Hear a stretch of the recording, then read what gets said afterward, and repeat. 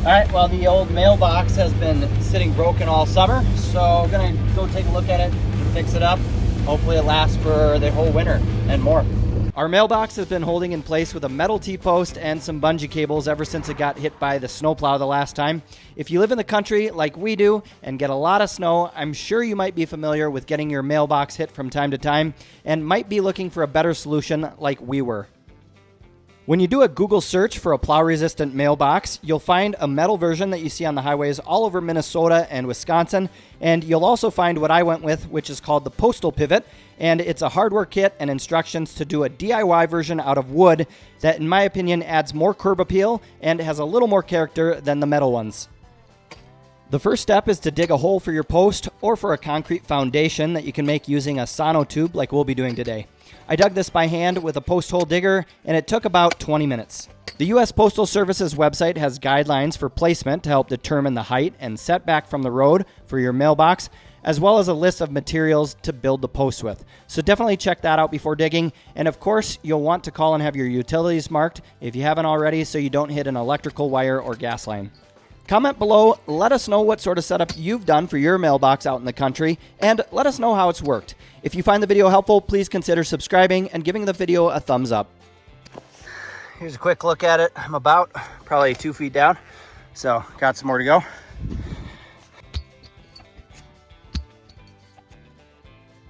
right, here is a look down in the hole. I'm about 36 inches deep, which is plenty of a footing for a mailbox, and I'll add a couple inches of gravel to the bottom of that hole.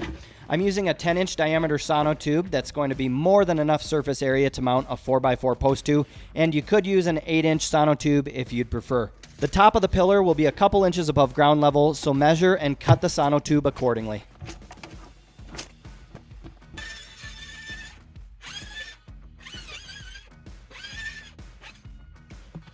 Test fit and trim the tube as needed, and make sure your cut side is the one at the bottom of the hole. I scooped up a few shovels of gravel from the driveway to help with drainage. Get a little gravel down here. Okay, so we got the rebar. Put this in, it'll cut like butter. This is a hydraulic rebar cutter I bought on Amazon since I do a lot of concrete projects, but an angle grinder or cutoff saw would do the job. Now it's time to mix up some concrete, and I had some random old bags of concrete to get rid of, so I used those first and then finished with the Quikrete fast setting concrete.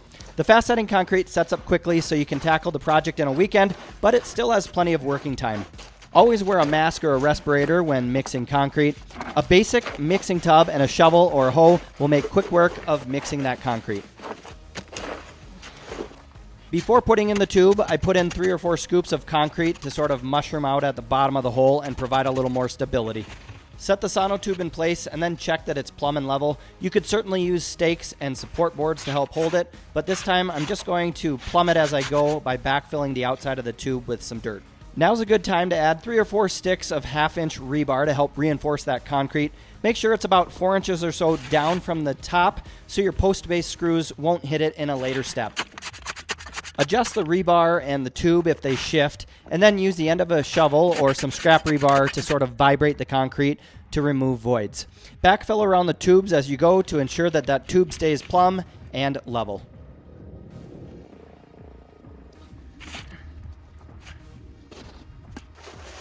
I needed to mix up 1 more bag of concrete to get it flush to the top, and so I mixed that last bag of fast setting concrete. Mix it up to a thick oatmeal consistency so it has a little bit of flow, but it's not too soupy.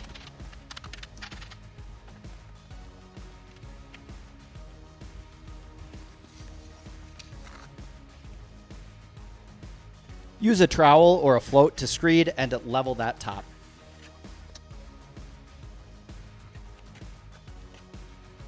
After the concrete sets up a while, for me it was about 15 to 20 minutes, but it's going to vary depending on the weather and the mix you use. But then come back and hit it with a trowel once more to smooth everything out. Our 2-year-old Jack got off of his bike to help clean off the tools before putting them away.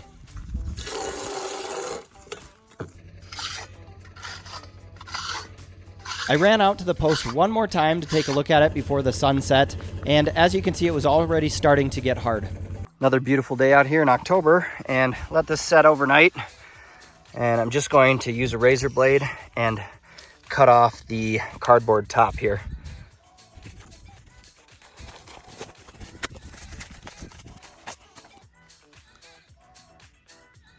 Now we'll begin building the wood post for the mailbox, which is built out of one 4x4 by 8 foot long board. Start by cutting it to the height so the bottom of the mailbox will be about 41 to 45 inches above the ground, or whatever the guidelines recommend where you live.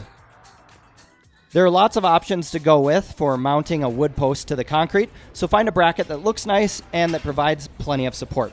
In today's video, I'm using a concealed post base, which works well and it looks nice, but they are a bit tricky to install, more so than a normal post bracket that screws to the sides, so I'd actually recommend not using the style that I went with. I'm not going to go in depth on using this type of post connector since it requires more tools and adds time to the project, but the basic steps are to cut a groove through the center of the board to create a slot for the bracket, and then to drill accurate holes so pins will be able to be hammered in to secure the wood to the base. Mark your holes for whatever post bracket you have, and then use a masonry bit to make the hole. I honestly drilled after the fast setting concrete cured only about 24 hours, but giving it an extra day or two would be optimal. I'm using 4-inch long, 3/8 inch diameter concrete screws to secure it. There are a few reasons why I decided to pour a concrete foundation. One is to prevent the wood from rotting into the ground, but the other main reason is if the mailbox post ever does get hit by a car going into the ditch or something else, the post will break off at or close to the bracket connection, so I can simply rebuild the wood post part of the mailbox and I won't need to dig anything up again. Next, attach the wood post to the bracket. For the concealed post connection like I'm using, this involves a few pins that you just hammer in, but for the standard brackets, you'll be using screws. Now we'll move on to building the horizontal arm the mailbox is going to rest on. The Postal Pivot hardware kit comes with detailed instructions and plans to build the exact wood design I built, so I'll just do a quick overview of the process, and you'll be able to find all the measurements in the plans they provide. The owner of the company is a mechanical engineer from Ohio, and he personally makes and packs every one of the Postal Pivots shipped out, so you're supporting a family and a small business in Ohio, which I think is pretty cool. We'll measure and then do a 45-degree angle at each end to give the board a nicer look.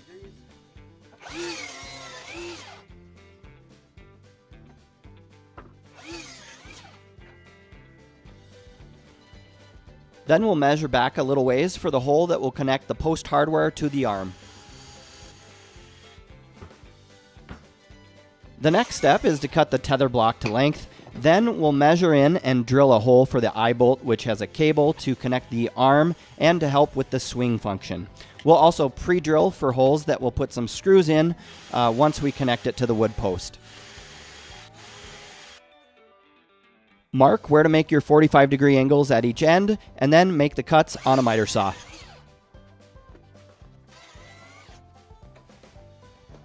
Then we'll measure underneath the mailbox. This is about 8 5/8, so we'll cut our 2x4 mounting blocks to that width. Test fit each mailbox mounting board, and then pre-drill a couple holes in the center of each one so they can be attached to the arm. Measure and then attach the mounting boards to the arm using a couple 3-inch long screws. They provide Phillips screws in the kit, but I used some Starbit screws since they don't strip as easily. Your mailbox should have pre-drilled holes through the metal or plastic, so you may need to experiment a bit to get that mounting board right under where the mailbox holes are. And if you don't get it in the perfect spot the first time, just unscrew and move it like I did. Use 1.5-inch long screws to connect the mailbox to the mounting boards. An impact drill will fit in the mailbox a little easier than a normal drill. Otherwise, a screwdriver will do the job as well.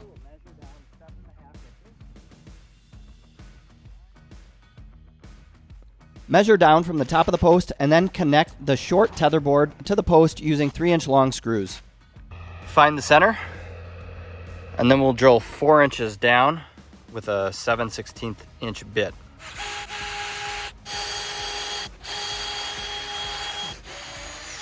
Then use a 1/2-inch bit and go down 2 1/4 inches to create a step just like this. Grab the Postal Pivot hardware and thread the bolt through it along with the washers, and then put it into the top hole of the post and tighten it with a wrench or a socket. The next step would be to attach the arm to the hardware, but it was going to be a couple inches higher than I wanted the mailbox to be because I didn't accommodate for the height of the metal pivot or the mounting boards, so I got out a circular saw and removed a few inches from the post. After my mistake, I reattached the tether block, drilled a new hole in the top, and then attached the hardware again. Tighten the pivot enough so it's snug to the post, but you can still move it to the left or right, and so it pivots, and then you can always tighten or loosen it with a wrench anytime after it's installed. Lift the arm up and slide the bolt through the U-shaped postal pivot and the wood arm. Secure the bolt using the washer and lock nut on the far side. The eye bolt with the metal cable can then be put into the tether block and screwed in. A crescent wrench or a shank of a screwdriver through the eye of the bolt can be used to screw it in. The other end of the tether is a bolt, and that can be pushed through the hole in the back of the arm from the underside and secured on top with a nut. Tighten or loosen that nut to adjust the arm until it sits level. Brush on a couple coats of an exterior wood stain or paint to protect and customize your mailbox. I used a cedar natural tone fence and siding stain, which I'll link to in the description in case you'd like to try something similar. Fine-tune adjustments on the hardware as needed, and then put your new plow-resistant mailbox to use. Comment below, let me know what you plan to do for your mailbox upgrade. Hopefully this gives you a few ideas and tips on setting up your mailbox, and if you find it helpful, please give it a thumbs up and subscribe to the channel for more DIY tutorials. Cheers!